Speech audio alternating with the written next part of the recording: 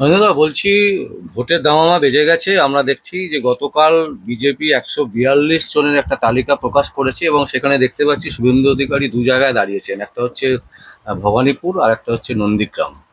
তো শুভেন্দু অধিকারী কি বড্ড রিস্ক নিয়ে নিচ্ছেন না? মানে মানে এই একটা প্ল্যান, নিশ্চয়ই তো কিছু একটা প্ল্যান করে দাঁড়িয়েছেন তিনি। তো এই প্ল্যানটা কি, মানে কোন জায়গায় তিনি চাইছেন মমতা ব্যানার্জিকে আক্রমণ করতে? দেখুন, নিজের তো এখানে রিস্ক নেওয়ার ব্যাপার না, এগুলো হচ্ছে দলীয় সিদ্ধান্ত। নিশ্চয়ই উনারও মতামত আছে, সেটা যেমন ঠিক, কিন্তু দলীয় সিদ্ধান্ত। তাতে উনি যেভাবে রাজ্যে দাপিয়ে যেভাবে রাজনীতি করতে চাইছেন বা করছেন, যে বিগত দিনেও উনি মুখ্যমন্ত্রীকে হারিয়েছেন, আবার এইবারেও উনি ঘোষণা করেছিলেন যে মুখ্যমন্ত্রী যেখানে দাঁড়াবে, ভবানীপুরেও যদি দাঁড়ায়, আমি তার পাড়াতে গিয়েই দাঁড়াবো এবং তাকে হারাবো। সেই প্রতিশ্রুতি মতো তিনি এই সিটটাতে পার্টির কাছে নিশ্চয়ই বলেছিলেন এবং পার্টি সেটাকে অ্যালাউ করেছে। তাতে আমার মনে হয় ভালোই তো হয়েছে, তাতে তো সমস্যার কিছু নেই, রিক্সের তো কোনো ব্যাপার নেই। ভারতবর্ষে নরেন্দ্র মোদীও দুটো সিটে দাঁড়ান, রাহুল গান্ধীও দুটো করে সিটে দাঁড়ান, অনেক বড় বড় নেতাই দুটো করে সিটে দাঁড়িয়েছে। তাতে অসুবিধার কিছু নেই রাজনৈতিকভাবে। এখনো মানে দুটো ভারতবর্ষের সিটকে দেখার ব্যাপার আছে না, মানে ভোটের প্রচার থেকে শুরু করে সমস্ত কিছু করতে হবে। যারা দুটো করে সিটে দাঁড়ায়, তারা ম্যাক্সিমাম হচ্ছে হাই প্রোফাইল ক্যান্ডিডেটরাই দুটো করে সিটে দাঁড়ায়। তার কারণ হচ্ছে দল তাকেই অ্যালাউ করে যাকে তাকে দুটো করে সিট দেবে না। নরেন্দ্র মোদী দুটো সিটে দাঁড়ায় মানে বাকি সব ক্যান্ডিডেট দুটো করে সিটে দাঁড়াবে তা নয়। এই সমস্ত ক্যান্ডিডেট বা এই জাতীয় ক্যান্ডিডেট যারা দুটো করে সিটে দাঁড়ায়, তারা তার নিজের সিট নিয়ে যতটা ভাবে, তারা সারা রাজ্যের বা দেশের সিট নিয়ে বেশি লড়াই করে। এই ধরনের মুখকেই দুটো করে সিট দেয় পার্টি। তো বিরোধীরা একটা পেয়ে গেল যে বিজেপির ক্যান্ডিডেট নেই, সেই কারণে শুভেন্দু অধিকারীকে দু জায়গায় দাঁড় করাতে হচ্ছে। বিরোধী বিরোধিতার কথা বলবে।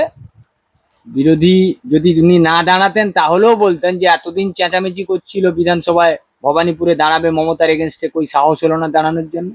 আপনি যেদিকেই যাবেন সেদিক থেকেই আপনি আক্রমণের মুখে পড়বেন বিরোধীদের কাছে। কারণ বিরোধিতার জন্য বিরোধিতা করা, এটা যারা বিরোধিতা করে তাদের কাছে খুব সহজ ইস্যু। অতএব কে কি বললো বিরোধীরা, বিরোধীরা মুখে এই কথা বলছে, কিন্তু বিরোধীরা এটাও বুঝেছে যে এটা তাদের জন্য কতটা চাপের হয়েছে। বিরোধীরা আরো একটা জিনিস বলছে যে 60,000 ভোট ভবানীপুর থেকে বাদ দেওয়া হয়েছে, এটাও নাকি তার একটা অঙ্গ। ভোট বাদ দেওয়ার ব্যাপারটাই কে বাদ দিয়েছে? প্রত্যেকটা বিধানসভাতে যারা বিএলও, তারা তো এই রাজ্যের অফিসাররাই, তারাই তো নোটিশ পাঠাচ্ছে, তারাই তো ভেরিফিকেশন করছে। অতএব বাদ তো আর দিল্লি থেকে এসে, রাশিয়া থেকে এসে কেউ বাদ দিয়ে যাচ্ছে না।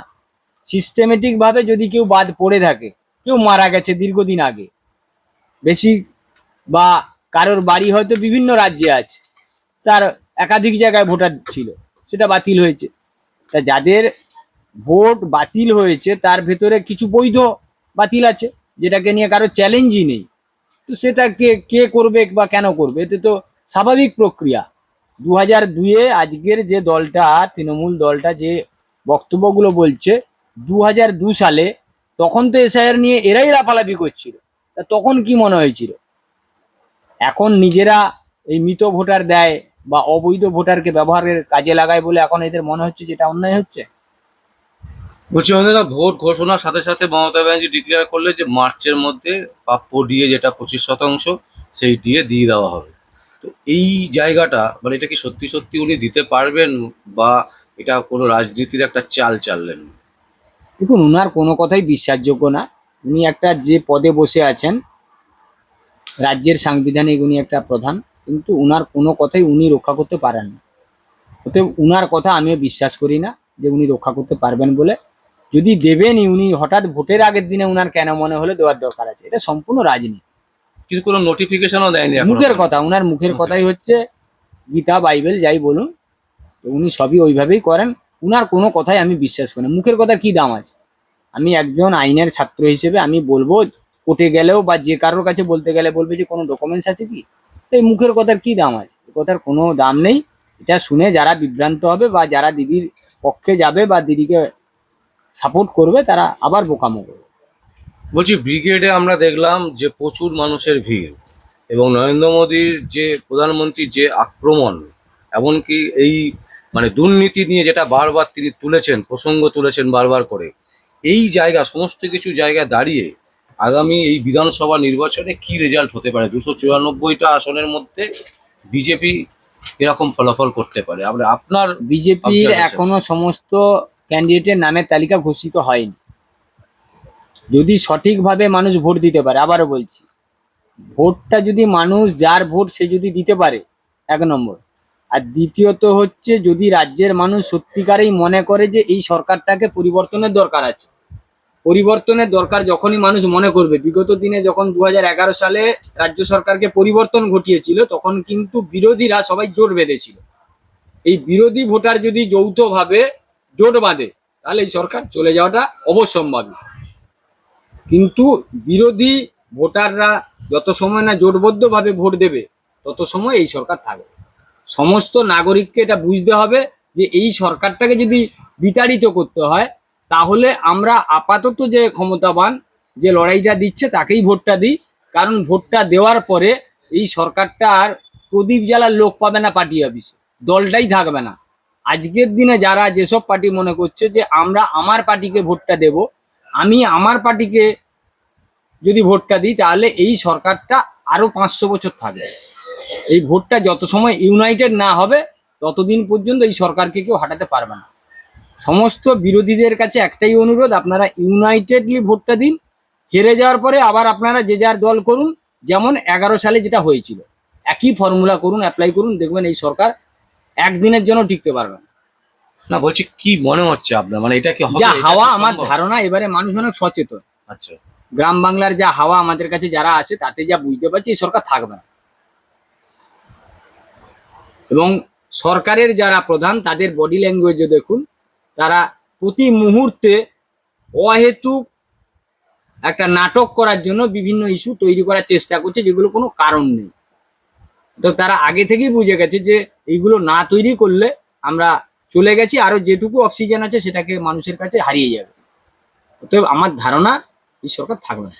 দাদা, আমার শেষ প্রশ্ন, আমরা এই ব্রিগেডে দেখতে পেলাম এবং এখন পর্যন্ত দেখতে পাচ্ছি আশ্চর্যজনকভাবে অভিজিৎ গাঙ্গুলি তিনি একেবারে নীরব, মানে তাকে দেখা যাচ্ছে না।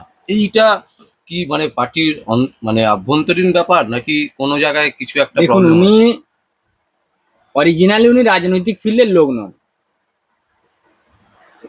উনি গিয়ে একটা জায়গার সাংসদ হয়েছেন, নির্বাচিত সাংসদ। নির্বাচিত সাংসদদের কিছু কাজকর্ম থাকে। আপনি ধরুন, ব্রিগেডে কি সারা রাজ্যের যত এমএলএ বা এমপি সবাই কি ব্রিগেডের মঞ্চে উপস্থিত ছিল?